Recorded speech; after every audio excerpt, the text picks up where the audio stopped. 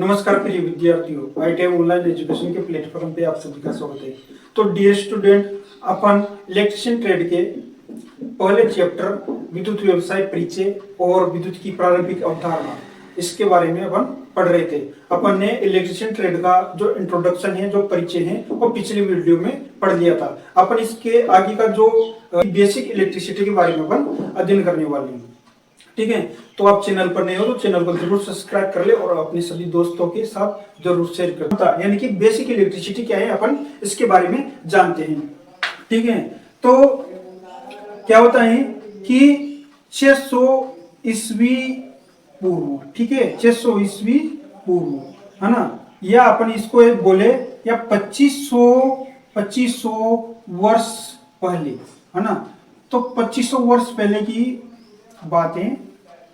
ठीक है, तो इस टाइम पे क्या हुआ कि यूनान देश था, है ना, तो यूनान जो देश था वहां के जो निवासी थे, है ना, वहां के कौन थे, निवासी, रहने वाले निवासी थे। तो इन्होंने क्या किया कि एक पदार्थ था, है ना, एक पदार्थ था, पदार्थ का नाम था क्या, कहरुआ, कहरुआ, है ना। तो जो ये पदार्थ था कहरुआ, इसको अंग्रेजी में बोलते हैं, क्या बोलते हैं, एम्बर।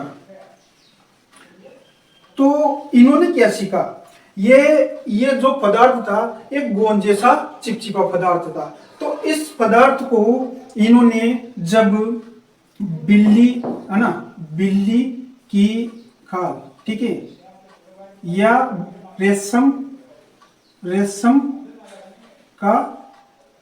का कपड़ा, ठीक है, तो इन्होंने क्या किया कि जो ये कहरुआ एम्बर जो पदार्थ था, इसको बिल्ली की खाल के साथ में आपस में घर्षण करवाया, यानी कि दोनों आपस में रगड़े। तो क्या उत्पन्न हो जाता है, इसमें आवेश उत्पन्न हो जाता है। ठीक है, आवेश उत्पन्न हो जाता है। अब जब इन्होंने इन दोनों को घर्षित करवाया, जब इन्होंने कहरुआ और रेशम का कपड़ा लिया और उनको जब आपस में घर्षण करवाया, तो घर्षण के कारण क्या हुआ, उसमें आवेश उत्पन्न हो गया। ठीक है, जब आवेश उत्पन्न हुआ तो उन पदार्थों में ऐसी क्षमता उत्पन्न हो जाती है कि वो कागज, सूखे पत्ते आदि पदार्थों को आकर्षित कर लेते हैं। और इसी टाइम पे क्या होता है, इसी टाइम पे एक वैज्ञानिक थे, है ना, इसी टाइम पे एक वैज्ञानिक थे, 645 ईस्वी में एक वैज्ञानिक थे, उनका नाम था क्या, थेल्स हेमर। ठीक है, थेल्स हेमर।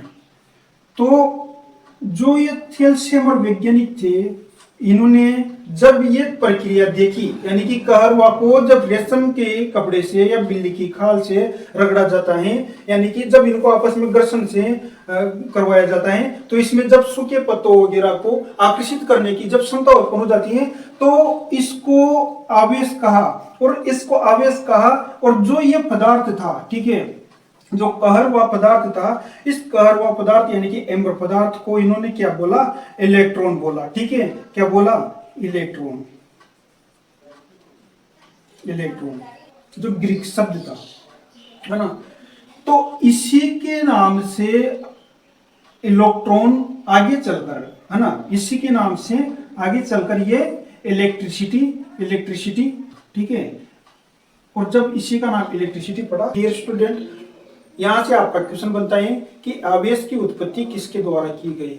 तो आवेश की उत्पत्ति थेल्स हेमर के द्वारा की गई, क्योंकि इन्होंने कहरुआ और बिल्ली की खाल, यानी कि, तो उसमें आवेश उत्पन्न हुआ, है ना। और वो जो आवेश उत्पन्न हुआ, तो उन्होंने जो कहरुआ पदार्थ था, इसका नाम क्या दिया, इलेक्ट्रॉन। और इस इलेक्ट्रॉन से ही इसका नाम इलेक्ट्रिसिटी पड़ा। लगभग 16वीं शताब्दी में एक वैज्ञानिक आते हैं, उनका नाम था डॉक्टर गिलबर्ट। ठीक है, डॉक्टर गिलबर्ट।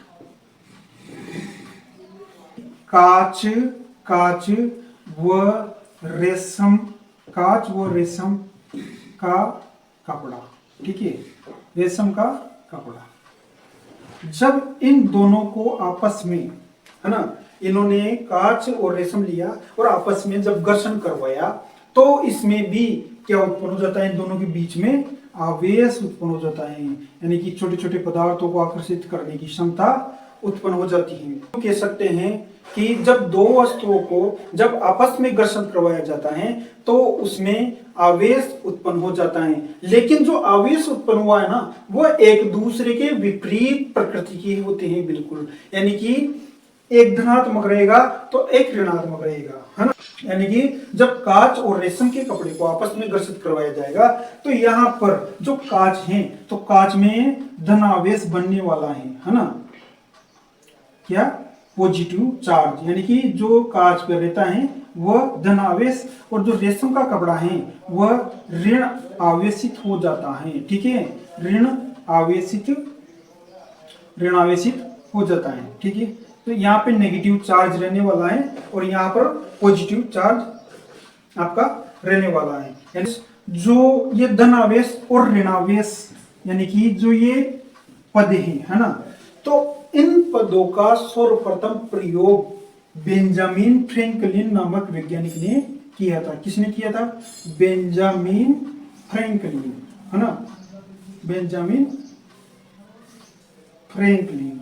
आप ध्यान रखना, अगर आपका क्वेश्चन पूछ लिया जाए, क्वेश्चन आपका पेपर में पूछ लिया जाए कि धनात्मक और ऋणात्मक, धनावेश और ऋणावेश पदों का प्रयोग सर्वप्रथम किसने किया था, तो बेंजामिन फ्रैंकलिन ने। दो पदार्थों को आपस में घर्षण करवाया जाता है तो उनमें जो आवेश एक दूसरे के विपरीत प्रकृति का हो रहा है, यानी कि पॉजिटिव और नेगेटिव हो रहा है, तो यही चीज आपके आकाश में बिजली जो कड़कती है, आकाश में जो बिजली कड़कती है, जो विपरीत प्रकृति के बादल होते हैं, यानी कि एक बादल नेगेटिव होगा तो दूसरा पॉजिटिव होगा, है ना। तो उन दोनों के आपस में घर्षण के कारण ही क्या होता है, आकाश में बिजली कड़कती है, यानी कि वो भी विपरीत प्रकृति की अवस्था वहां पर भी होती है। जो विपरीत प्रकृति के बादल बन रहे उनके आपस में टकराने के कारण ही बिजली वहां पर पैदा हो रही। अब इनके बाद क्या होता है कि बात है कब की, 1700 ईस्वी पूर्व की, ठीक है, 1700 ईस्वी पूर्व की। तो इस टाइम पे क्या होता है, 1700 ईस्वी पूर्व में एक वैज्ञानिक थे, ठीक है, एक वैज्ञानिक था, उसका नाम था वोल्टा, ठीक है।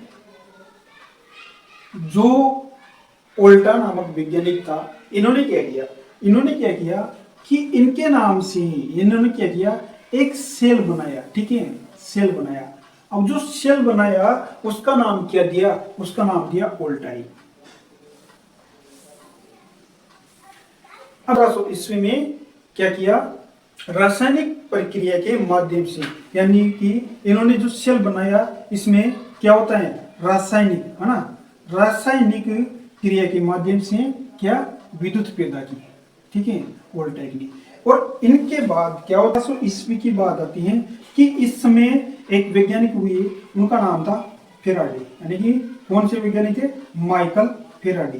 तो इन्होंने क्या किया, माइकल फेराडे ने चुंबकीय, है ना, चुंबकीय माध्यम से क्या पैदा की, विद्युत पैदा की, ठीक है। फेराडे ने चुंबकीय माध्यम से विद्युत पैदा की। तो उसके बाद से ही अनेक जो वैज्ञानिक थे उन्होंने अलग अलग तरह की मशीन, उपकरण, यंत्र, विभिन्न प्रकार की जो भी चीजें थी, है ना, इलेक्ट्रिकल से रिलेटेड, तो वो उनकी बनने की शुरुआत हो गई, यानी कि बिजली के नए युग को जन्म दिया। अपन अब इसके आगे की बात करते हैं। अगला जो अपना पॉइंट है वो क्या है, विद्युत के प्रकार, ठीक है, यानी कि विद्युत कितने प्रकार की हुई। अपन ने अपनी गतिक विद्युत, ठीक है, गति। और दूसरी जो टाइप की है वो है स्थैतिक विद्युत, ठीक है, स्टैटिक इलेक्ट्रिसिटी, यानी कि स्थैतिक विद्युत।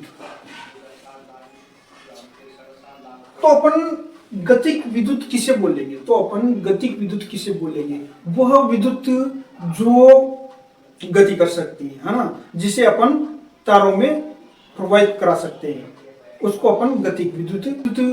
जो चल विद्युत है, डायनेमिक इलेक्ट्रिसिटी है, वह अपन रासायनिक प्रक्रिया से, चुंबकीय प्रक्रिया से तापीय प्रक्रिया कर सकते हैं, यानी कि जिसे अपन तारों में प्रोवाइड कर सकते हैं। स्थैतिक विद्युत है, स्थैतिक विद्युत कैसे उत्पन्न हो रही है ना?